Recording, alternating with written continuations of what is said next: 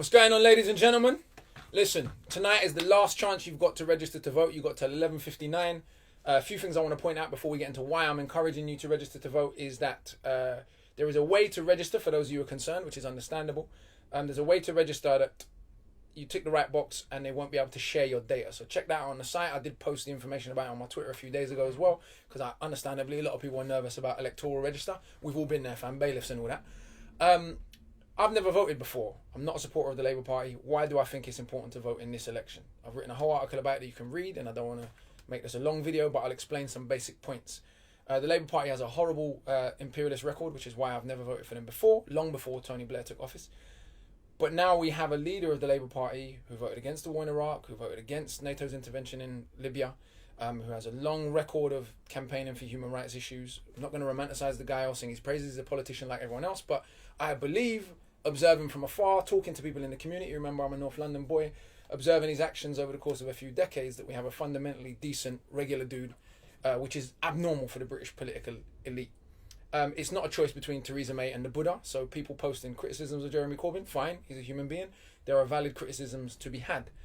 But the fact is, it's a choice between a woman who's made it clear she would incinerate a few 100,000 people in a heartbeat, a party that makes it openly clear they want to get rid of the NHS. They want to privatise it. You want to know what privatised healthcare looks like? Just go online and talk to some Americans. A party that have made it clear they're going to back anything Donald Trump does, no matter how irrational. A party that wants to get rid of free school meals for all but basically children that are almost starving. A party that are happy with a situation in which nurses are going to food banks, etc., etc., etc. So there is a real difference in choice. And how you know this is, unlike with Brexit, where the British political elite were divided, you had the Murdoch press on one side, Tony Blair on another side. The entire established British political elite, the entire corporate press, all of the traditional outlets, even the state media, have been so clearly biased against Corbyn. That should tell you something very, very clear. I'm not naive. I know that the odds are still with the Tories. I know that there's an uphill struggle to climb, but just know that 30% of 18 to 24-year-olds are not yet registered to vote. So it's a big, big difference. We're talking about millions of people that can, before midnight tonight, register to vote and significantly affect this election. But let this also be the basis from which you organise. So it is an uphill struggle. There is still a challenge to be had.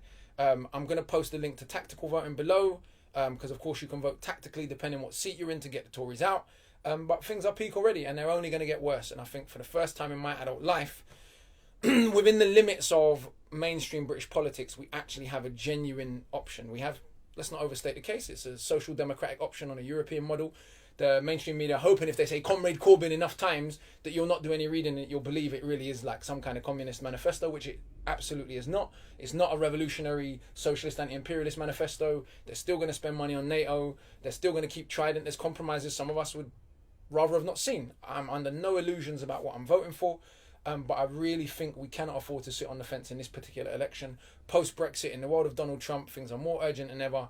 Within the mainstream, we actually have a thorn in the side of the establishment, a choice, a pro-people choice. It will be very, very dangerous and very, very naive and very, very ridiculous of me, especially someone who's now in a relatively comfortable position, to sit on the fence and say, oh, it doesn't matter, they're all the same, forget about it, don't worry. I could have done that. It would have been very easy. I don't want egg on my face. I don't want to I don't want to endorse a politician. But in this particular election, it really is urgent. It really is important. However outside the chances are, whatever the polls are saying, however difficult things are, if you know people that depend on the NHS, if you know people that depend on the welfare state, as I did growing up, so it's not all just, about demonizing poor people. If you know people that have a bone of compassion in their body, that care about issues like war, etc., etc., etc., talk to them today, before midnight. Get them out there, get them to register to vote. And even if they're not Labour supporters like me, which I'll say again, I'm not, in this particular election, they either need to vote Labour or they need to vote tactically to get the Tories out. Big up.